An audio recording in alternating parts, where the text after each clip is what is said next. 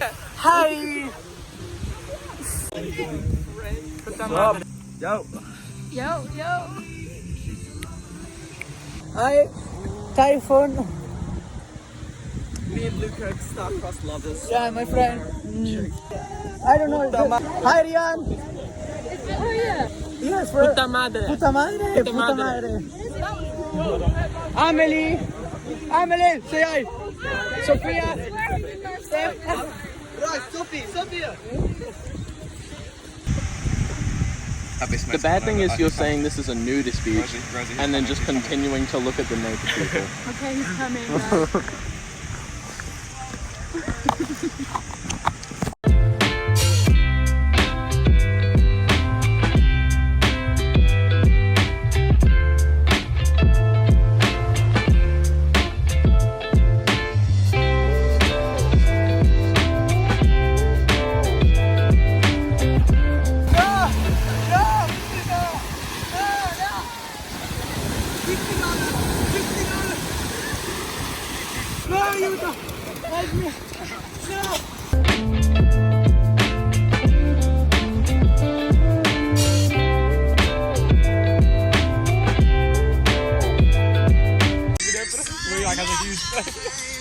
Okay, I need to work this out.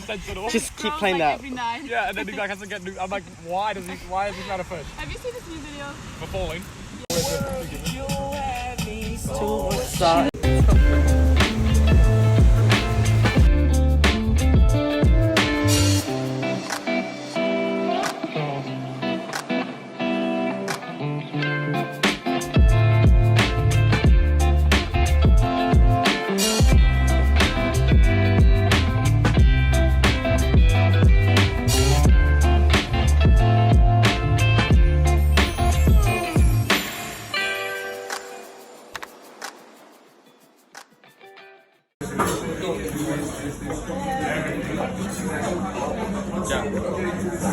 Shit.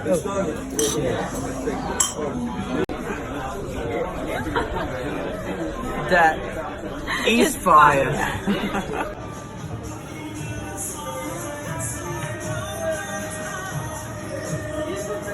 Can you guys say my name? Kim. Kim.